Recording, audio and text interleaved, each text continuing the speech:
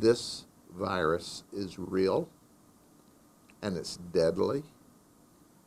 And Christopher is the poster child for how deadly it is. He was only 32 and healthy, and now he's not with us any longer. Tomorrow is the first day of classes for Chicago Public Schools.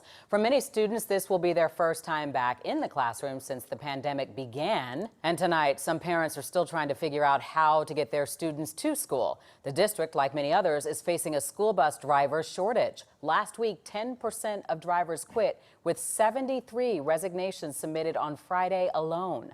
Bus companies say this is due to COVID vaccination requirements. The district says the shortage means 2,100 students will not be offered transportation. So, to help impacted families, CPS is offering transportation stipends, $1,000 for the first 2 weeks of school and $500 for the following months. A statement issued this afternoon reads in part, "We are saddened and extremely frustrated by this situation, and we express our sincerest apologies to the impacted families for the inconvenience this has caused, especially with such short notice." The district says it has also adjusted pickup times. So parents, if your child is still riding the bus, their pickup will be 15 to 30 minutes earlier than prior years. I have the vaccination. I encourage everyone to get the vaccination that's eligible. My wife and I got the vaccination day one when we were eligible. And you know what? I had 4 direct exposures in a 3-week period. One of the people that I was exposed to sat right in that chair. He's currently in the hospital in serious condition. Another one that I sat next to the week before that died. I was at a Florida Sheriff's Association meeting, sat with him, had breakfast, talked about the old times, and 2 weeks later, he was dead from COVID. And I've had 2 other exposures in addition to those 2. Pediatric COVID admissions, those 17 and under, reaching record highs. Overall, hospitalizations jumping 541% in just 2 months nationwide. And deaths now surging. The U.S. losing an average of more than 900 people per day, up more than 173% in the past month.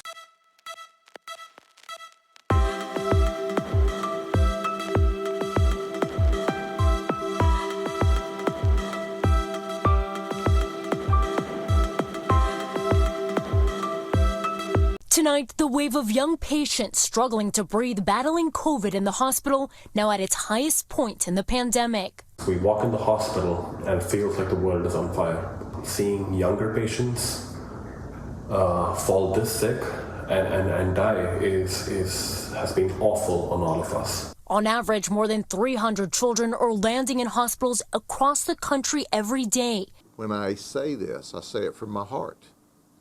Listen to the doctors. Don't listen to the politicians. Get your vaccine. Every physician I know, and they've gone to school for years and years and years to know how to save lives and to make people well, 100% of them have advised me that they got the vaccination and we should as well. This is not an anti-vax rally. To force an experimental injection into their body. They're not vaccines, they're poison. A vaccine? This isn't a vaccine. This is some kind of a bio-pharma injection. My name is Garrett Ramirez and I am a socialist, proudly. You don't get many of those in this movement. Whoa.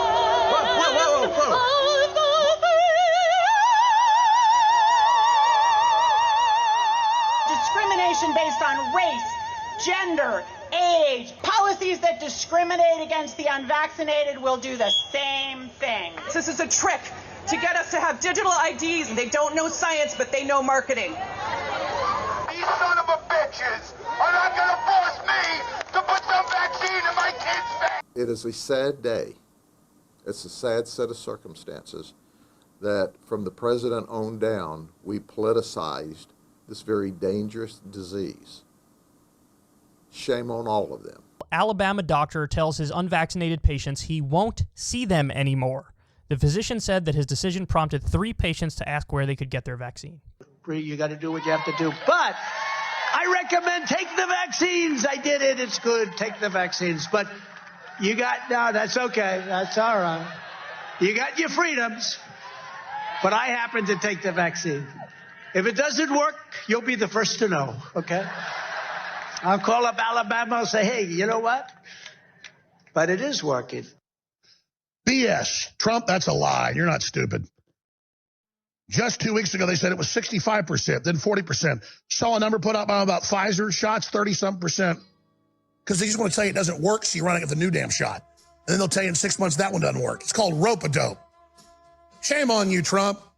Seriously. Hey, if you don't have the good sense to save yourself and your political career, that's okay. At least you're going to get some good Republicans elected. And, you know, we like you, but my God, maybe you're not that bright. Maybe Trump's actually a dumbass. We need to follow the doctors, the scientists who have spent their entire lives preparing for and saving people's lives, who provide the best information based upon the research that they have at that moment in time. That's who I listen to. He's well known and outspoken, and now Dr. David Fisman has resigned from the Ontario COVID-19 Science Advisory Table.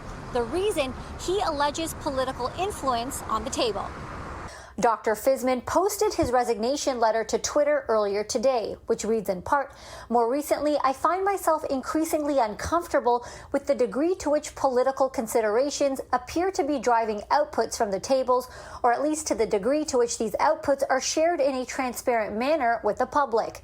I do not wish to remain in this uncomfortable position, where I must choose between placid relations with colleagues on the one hand and the necessity of speaking the truth during a public health crisis on the other." The table's scientific director, Dr. Peter Uni, says it's unfortunate Dr. Fisman is leaving. He adds his experience is completely different. I'm not aware of any political pressure whatsoever in this current situation, nor have I been personally, since I took over as the scientific director of the table, been under any political pressure ever since the beginning. I get more than one opinion, and I did. But I didn't get a dissenting opinion from a professional that's appropriately trained. Not one dissenting opinion. They all said, independently, get the vaccine. Yes, we certainly are aware of the Mu variant. We're keeping a very close eye on it. It is really seen here, but it is not at all even close to being dominant. As you know, the Delta is more than 99% dominant. Even though it is not, in essence, taken hold to any extent here, we always pay attention to, at all times, variants. This variant has a constellation of mutations that suggest that it would evade certain antibodies, not only monoclonal antibodies, but vaccine and convalescent serum-induced antibodies. But there isn't a lot of clinical data to suggest that. It is mostly laboratory in vitro data. Not to downplay it, we take it very seriously.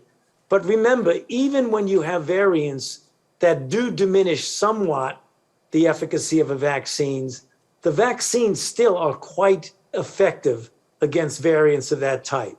I get more than one opinion, and I did. But I didn't get a dissenting opinion from a professional that's appropriately trained. Not one dissenting opinion. They all said, independently, get the vaccine. And this tragic big number, the COVID-19 death toll of 640,000, now approaching the number of Americans lost during the 1918 influenza pandemic. That number was 675,000. And Jen, obviously so much attention on these cases and increasing vaccination rates, but there is some news that is getting some attention. Tell us about that. It's about another variant. And again, people, when they hear this headline, should not be alarmed. They should not be surprised. We expect more variants, but this latest one for us to be introduced to, it's called the Mu variant.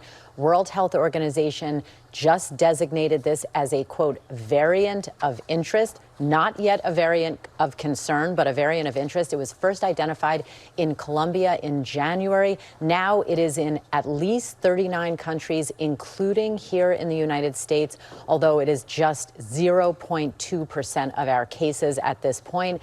early data, and I want to emphasize early data, suggests that vaccines may be less effective against this mu variant. And again, viruses mutate for a living. They will do so to their own survival advantage. So that is what is concerning, is that we will at some point be introduced to a variant that eludes or escapes the protection of vaccines.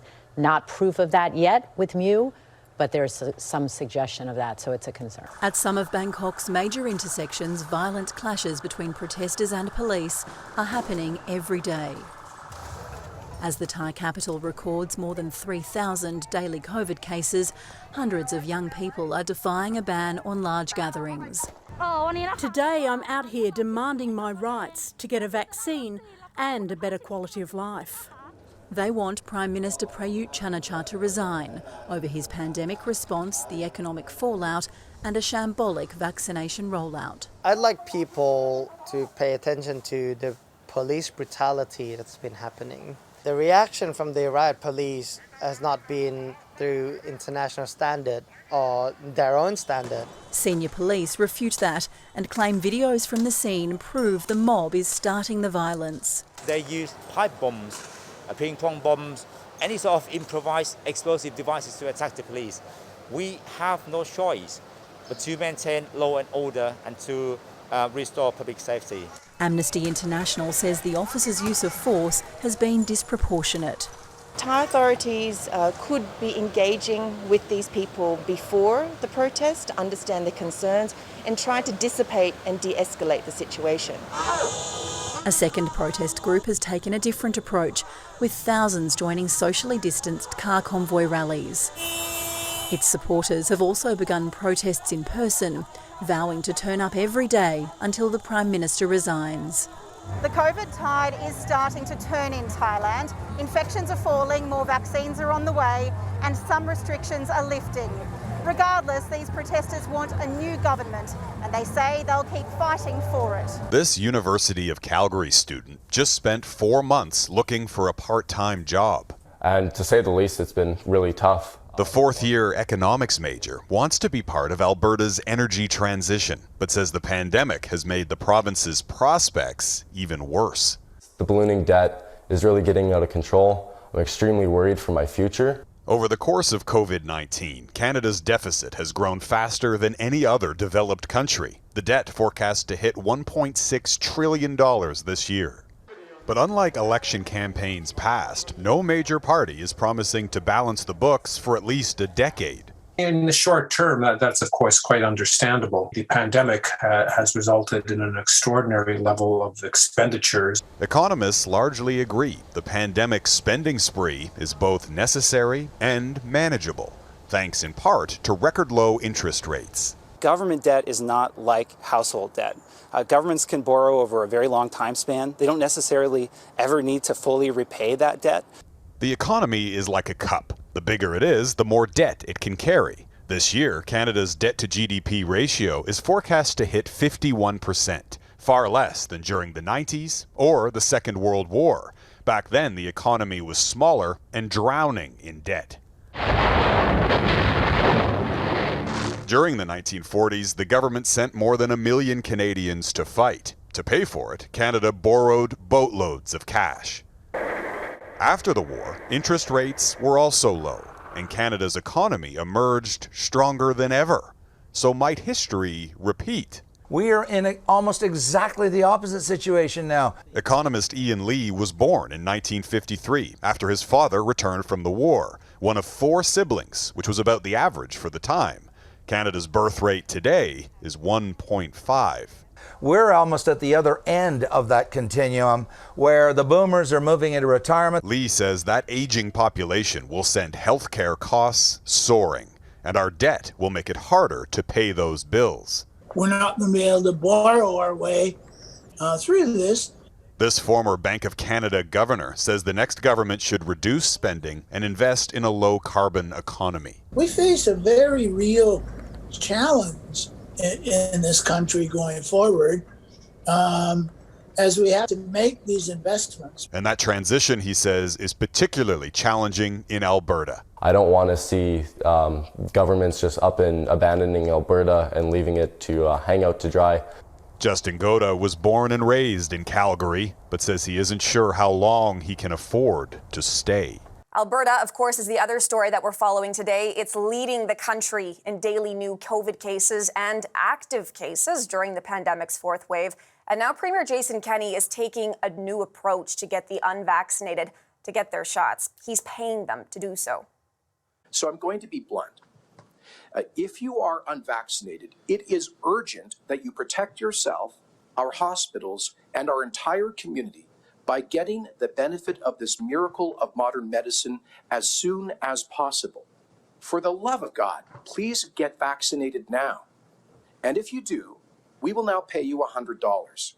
Today, we are announcing that Alberta will be the first province to offer a personal monetary incentive to step up and do the right thing. Kenney has reintroduced a slew of public health measures to help fight the latest surge in that province.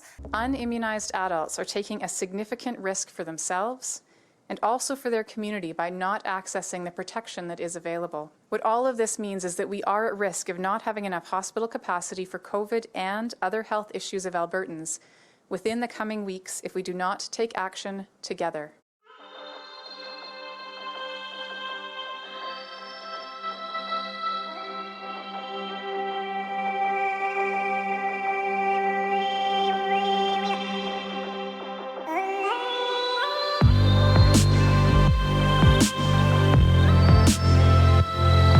This has been a Sleeping in the Sun Terrier production. Oops, sorry Wooly, go back to sleep. Oh well, it's getting bitten by ants.